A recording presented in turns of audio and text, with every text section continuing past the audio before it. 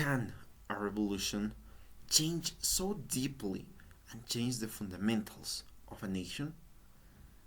That's what we are going to watch today. How the 1952's Bolivian Revolution changed the political, economical, and also social landscape that we had before this revolution in Bolivia. This is because this is because at the before this key historical event happened to take took place in Bolivia, the Conservative Party used to rule all the country almost without any opposition. But in 1951, the MNR, the the Revolutionary Nationalist Movement in Bolivia, almost won the elections.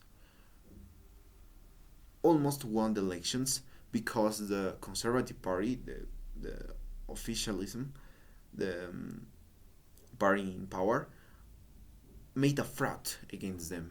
So that spurred many feelings, many sentiments of many revolutionary sentiments in Bolivia, many revolutionary feelings in Bolivia.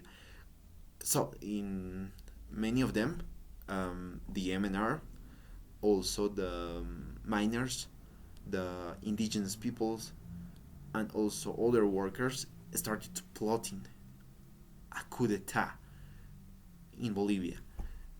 Okay?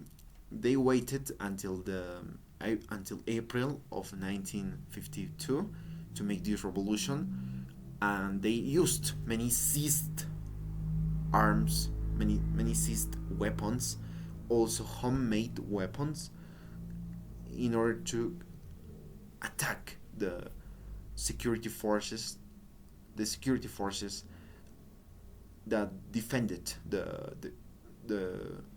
by then government. Also, there were a lot of problems, of course, because many because at the beginning, especially with a lot of battles in La Paz happening, taking place, a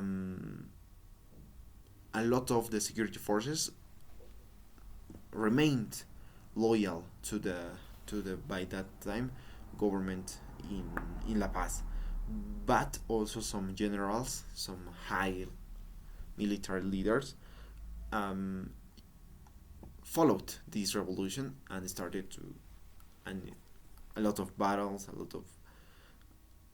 lot of battles in the streets of La Paz. We have also to mention the pivotal, yes, um, the pivotal influence that the indigenous peoples and also the miners had in this revolution, because even though they didn't participated a lot during the first battles in La Paz to to destroy the government, yes, to make a coup in the government, they participated in weakening the government in a lot of the the part in a lot of the parts that they had in the countryside. Okay, and also the structure, of course, because they weakened the government in many areas in Bolivia. So with this revolution, the MNR started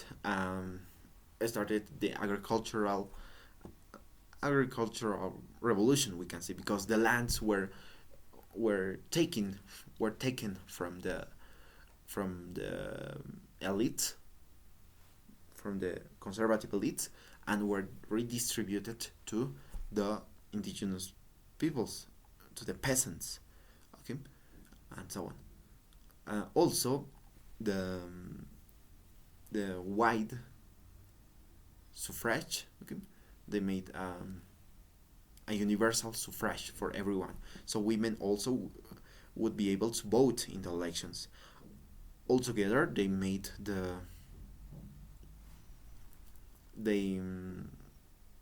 nationalized the tin industry that was one of the main sources of wealth for the Bolivian government. And well, a lot of the consequences that this revolution would have for Bolivia are go from the social sector, because the indigenous, the peasants, the campesinos movements would be more would be more influence would be or would increase their influence over the politics in Bolivia. Also, the economy, of course, changed because the economy started to get more centralized.